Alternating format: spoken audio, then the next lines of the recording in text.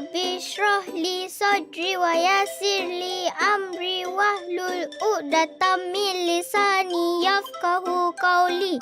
Wahai Tuhanku, lapangkanlah bagiku dadaku dan mudahkanlah bagiku tugasku dan lepaskanlah simpulan dari lidahku Assalamualaikum supaya mereka faham warahmatullahi perkataanku. wabarakatuh. Apa khabar anak-anak? Hari ini seperti biasa, anak-anak akan bersama dengan Ustazah Rosna binti Khalid untuk pelajaran kita Akhlak Tahun 3. Baiklah anak-anak, pada minggu yang kelima ini kita akan masuk bab berkenaan adab menziarahi rakan, ya. Adab menziarahi rakan. Okey, Ustazah akan terangkan di akhir pembelajaran, murid-murid dapat pertamanya menyatakan adab-adab ketika menziarahi rakan. Yang kedua, murid-murid dapat menyatakan fadilat beradab ketika menziarahi rakan. Dan yang ketiga, murid-murid dapat menyebutkan akibat tidak beradab ketika menziarahi rakan. Baiklah murid-murid, sekarang cuba kita buka buku teks muka surat 7. Buku teks muka surat 7. Okey, tajuk dia adab-adab ketika menziarahi rakan. Okey, kita akan sentuh apa itu adab-adab ketika menziarahi rakan. Okey. Yang pertama, lihat di sana, memberitahu rakan ketika hendak berziarah. Contohnya, sebelum kita memulakan untuk pergi ke rumah rakan-rakan untuk berziarah atau bertandang, biasakan diri dulu untuk memaklumkan mereka lebih awal. Contoh, kita guna phone untuk menelefon mereka supaya rakan kita yang kita nak ziarah tadi bersiap sedia untuk menunggu kehadiran kita. Kita tidak boleh pergi menerjah macam tu sahaja.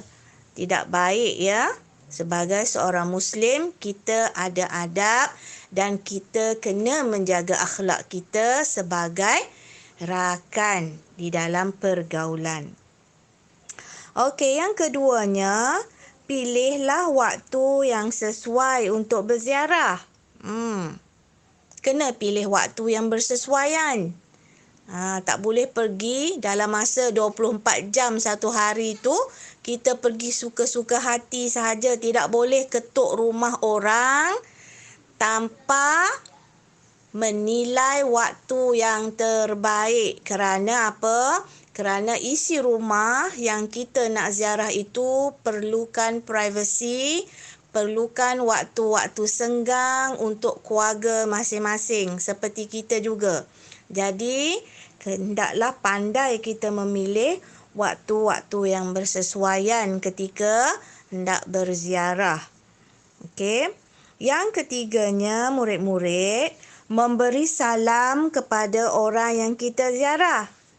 Bila kita pergi rumah siapa-siapa pun, terutama rumah rakan-rakan kita, okey, sambil kita ketuk pintu, kita kena bagi salam. Seorang Muslim yang baik akan menyebarkan salam. Kita akan mengucapkan apa? Assalamualaikum. Atau yang paling cantik, Assalamualaikum warahmatullahi wabarakatuh. Bagi salam dulu. Jangan kita ketuk-ketuk-ketuk, gegar-gegar pintu rumah orang, terus masuk. Tidak baik. Akhlak kita kena jaga. Adab kesopanan kita juga kita kena pelihara. Beri salam dahulu. Okey. Yang keempat, meminta izin sebelum masuk. Jangan melulu masuk ke rumah orang. Kita adalah tetamu, bukan tuan rumah. Okey. Jadi, bila kita dah ketuk pintu, kita dah memberi salam, kita tunggu dulu signal rakan-rakan kita tadi ataupun tuan punya rumah untuk membenarkan kita masuk ke dalam rumah mereka. Okey? Minta izin dulu. Okey. Yang kelima, membaca doa. Kita mulakan dengan langkah kanan bila masuk ke dalam rumah kan. Jadi bacalah doa masuk ke dalam rumah. Baca Bismillahirrahmanirrahim.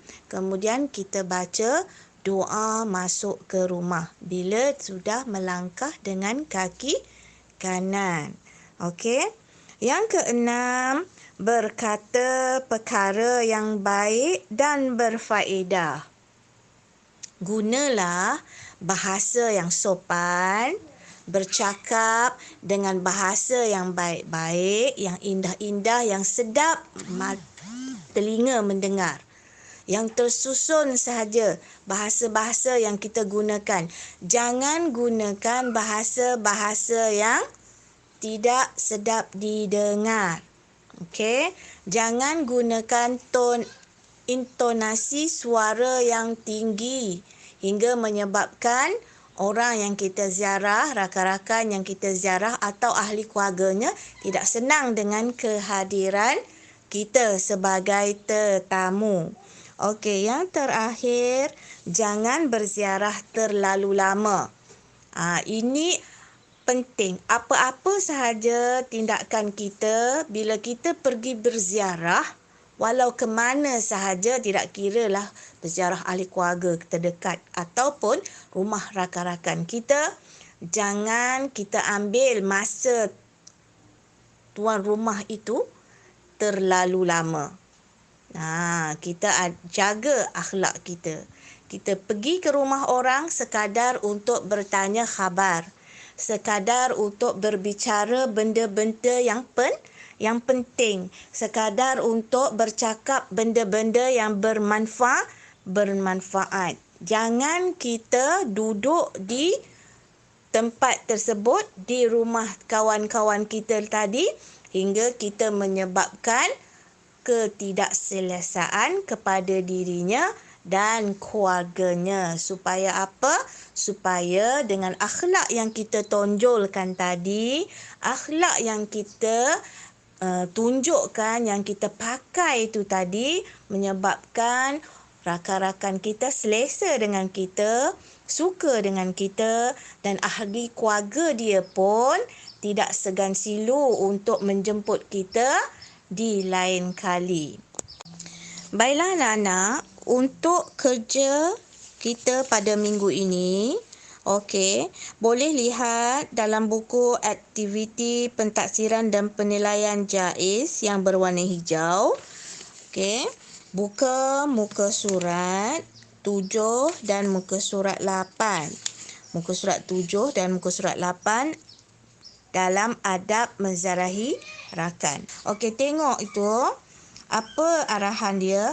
Tuliskan jenis adab menziarahi rakan berdasarkan gambar di bawah. Okey, ada beberapa keping gambar di bawah itu.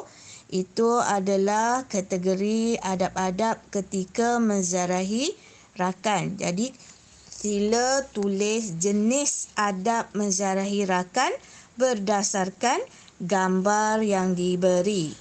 Okey, lihat juga muka surat 8, aktiviti pada muka surat 8.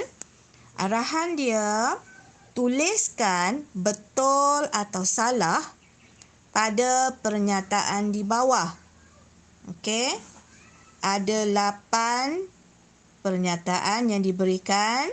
Sila isikan pada petak kosong sama ada betul atau salah pada pernyataan yang telah diberikan. Okey, nanti bila murid-murid telah siap, okey, dengan aktiviti 7 dan 8, bolehlah snapkan gambar yang telah dibuat dan send kepada ustazah. Setakat itu dahulu pembelajaran akhlak kita pada minggu ini. Mudah-mudahan Allah memberkati pelajaran kita dan memberi kemudahan kepada kita untuk memahami apa jua ilmu yang kita pelajari. Okey, Ustazah akhiri dengan wassalamualaikum warahmatullahi wabarakatuh.